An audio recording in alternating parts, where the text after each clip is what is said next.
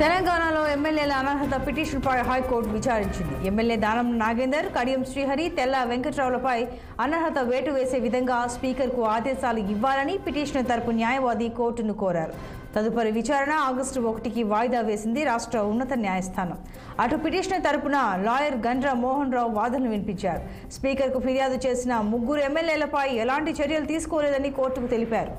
Supreme court గతంలో ఇచ్చిన పలు తీర్పులను ప్రస్తావించారు గండ్ర మోహన్ రావు.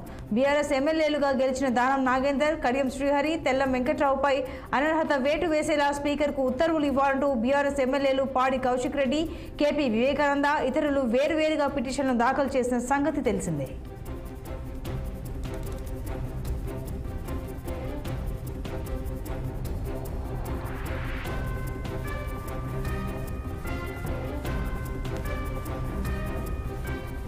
తెలంగాణలో ఎమ్మెల్యేల అనర్హత పిటిషన్పై హైకోర్టు విచారించింది. ఎమ్మెల్యే దానం నాగేందర్, కడియం శ్రీహరి, తెల్ల వెంకట్రావులపై అనర్హత వేటు వేసే విధంగా స్పీకర్కు ఆదేశాలు ఇవ్వాలని పిటిషనర్ తరపు న్యాయవాది కోర్టును కోరారు. తదుపరి విచారణ ఆగస్టు 1కి వాయిదా వేసింది ఉన్నత న్యాయస్థానం. అటు పిటిషనర్ తరపున లాయర్ గండ్ర మోహన్ రావు వాదనలు వినిపించారు.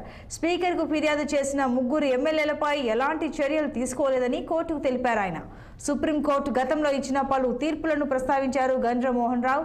బీఆర్ఎస్ ఎమ్మెల్యేలుగా గెలిచిన దానం నాగేందర్, కడియం శ్రీహరి, తెల్ల వెంకట్రావుపై అనర్హత వేటు వేసేలా స్పీకర్కు ఉత్తర్వులు ఇవ్వాలంటూ బీఆర్ఎస్ ఎమ్మెల్యేలు పాడి కౌశిక్ రెడ్డి, కేపీ వివేకానంద ఇతరులు వేరువేరుగా పిటిషన్లు దాఖలు చేసిన సంగతి తెలిసిందే.